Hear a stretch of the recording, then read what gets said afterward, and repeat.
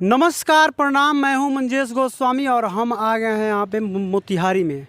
और हमारे साथ हैं अनिकेत रंजन जी, सन ऑफ किसान, जो हमेशा मनीष कश्यप के लिए आवाज़ सोशल मीडिया से उठाते हैं। मनीष कश्यप के बारे में कोई भी आवाज़ हो, मनीष कश्यप के समर्थकों का मनोबल बढ़ाने के लिए हमेशा ये वीडियो डालते रहते हैं। और अभी खबर आया है कि मनीष कश्यप जी पे जो है अभी NSA लगा दिया गया है। उसके बारे में इनसे जानेंगे। है मनीष कश्यप जी के मामले में NSA नेशनल सिक्योरिटी एक्ट जो होता है, ये विशेष परिस्थितियों में किसी पर लगाया जाता है, लेकिन यह एक्ट मनीष कश्यप पर क्यों लगा, इसके बारे में सभी लोग सुन के हैरान और परेशान हैं कि तमिलनाडु पुलिस ने क्या ऐसा देखा, क्या ऐसा सोचा, क्या उनको मिला, क्या उन्होंने जाना जिससे लगा कि नहीं मनीष कश्यप से राष्ट्रीय सुरक्षा में खतरा है। अब क्या है मनीष कश्यप के अंदर, क्या किया है मनीष कश्यप ने जिससे राष्ट्रीय सुरक्षा में खतरा है, अब तो वो समय आने वाले समय बताएगा। क्योंकि ये कोई किसी चीज़ पर कोई अधिनियम, कोई एक्ट लगा दे, उसको साबित भी करना होता है न्यायालय में। लगाने के लिए तो सभी स्वतंत्र है, कोई दिक्कत नहीं है, देश स्वतंत्र है, सब कोई उसमें जो भी आपको दफ़ा लगाना है वो अपना लगा सकते हैं। लेकिन बात आती है यहाँ पे साबित करने का, तो न्यायालय में सबूत देंगे तो निश्चित रूप से वो अगर साबित होता है तो उसको मानने को हम लोग भी तैयार हैं। लेकिन कहीं ना कहीं से मनीष कश्यप शेयर किए वीडियो, सभी बोल रहे हैं कि शेयर किया। भाई शेयर किया, क्या किया? शेयर किया तो तमिलनाडु तक टंगा के चला गया।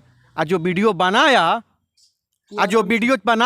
जो वीडियो वायरल किया, जो वीडियो पोस्ट किया, वो कहाँ है? वो कहाँ नहीं गया तमिलनाडु? उसको तमिलनाडु पुलिस ने क्यों नहीं रिमांड पर नहीं लिया? वो तो अभी बिहार में है। कहाँ है? यही सवाल हमारा नहीं है, आज सवाल बिहार का। आज करोड़ों लोग पूछ रहा है कि शेयर करने वाला तमिलनाडु चला जाता है, वीडियो बनाने वाला बिहार में बैठल है। ई कौन बात है भाई? ई क्या राजनीति है भाई?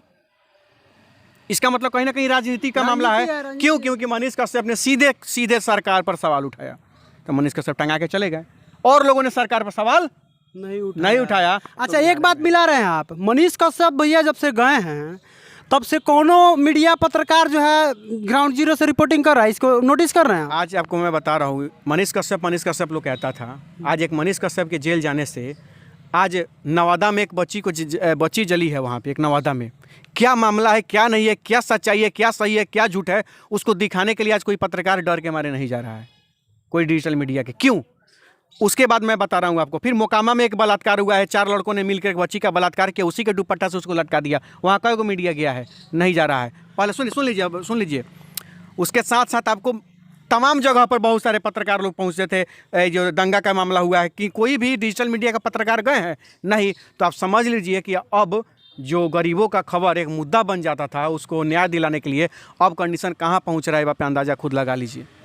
सबसे पहले उन नेशनल मीडिया वालों से हम पूछना चाहते हैं कि तुम सब मनीष कश्यप का एक रिपोर्ट बता रहे हो और गलत तरीके से बता रहे हो, और नवादा में एक लड़की के साथ जो है घिनौना अपराध हो जाता है, उसके लिए तुम कहाँ रहते हो जी? कहाँ नहीं जाते हो तुम लोग? तुमको TRP चाहिए तो मनीष कश्यप का नाम लेकर के तुम कुछ भी उल्टा सीधा करके मीडिया में बोल दे रहे हो स्टूडियो से।